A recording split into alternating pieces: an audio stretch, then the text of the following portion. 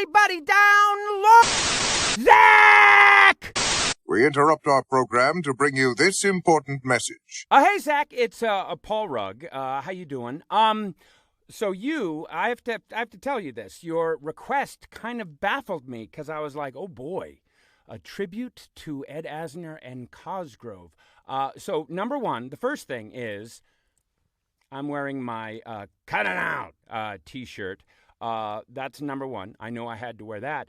But I was kind of stumped about what I was going to do in the voice of Freakazoid. But I think I have it figured out. But I just want to give you a little behind the scenes about Ed Asner and about how he became Cosgrove. And then I'll get to the tribute that you requested. I don't know why my fingers are doing this, but...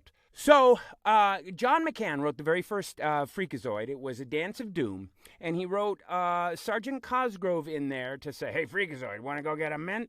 And it was just a one-off. It was like nothing. And I thought just myself or John McCann or someone else was going to do the voice. Little did we know that Andrea Romano reached out to Ed Asner. And she said, I got you Ed Asner. And we were like, oh, my gosh, that's amazing. So...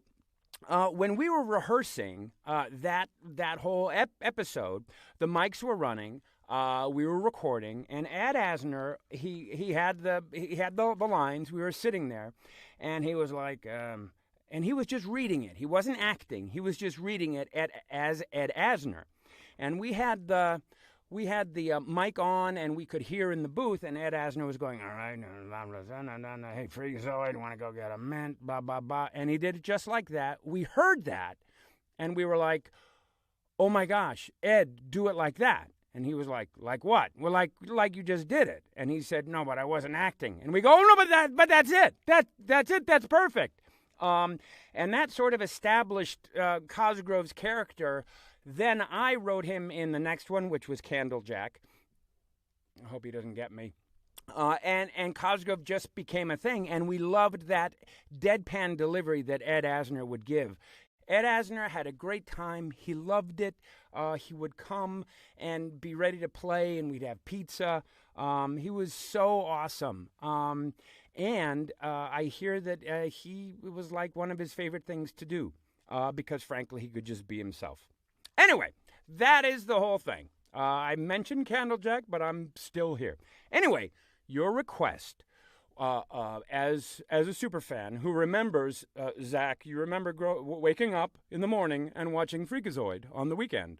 And I thank you for that. You're the one. There aren't many of you. But anyway, so here's what I've done. I wrote a little song. Because I figured it was the best way to tribute him. So, here I've got my ukulele. Unfortunately, I don't play the ukulele, so I'm just going to have to do this a cappella. All right, Zach, this is for you. I wrote a song in the voice of Freakazoid. All right, Zach, for him. Here we go. My bestest buddy, Cosgrove. Gosh, I really miss that guy. But I know he's probably up there, floating in the sky. He'd show up out of nowhere, then we'd go and do neat things like Spumoni Land and Jellyland, 'cause of all the joy they brings. We saw the Great Hall of Spackle, ate snow cones and a Slurpee. We drank a lot of honey, which made his tummy irpy. When we saw the movie Congo, he couldn't tell apart the fake gorilla monkey from the real one with a heart. When folks was doing badness, he'd just say, cut it out. They'd stop right there and go away. He didn't have to shout. Cosgrove loved to eat meat products like steak and even Spam. But his very special favorite was hash straight from a can. Yeah, his favorite, a can of hash and some coffee. So long, dear buddy Cosgrove. I miss ya, big old lug. So does the guy who voiced me. Sincerely, Paul K. Rugg.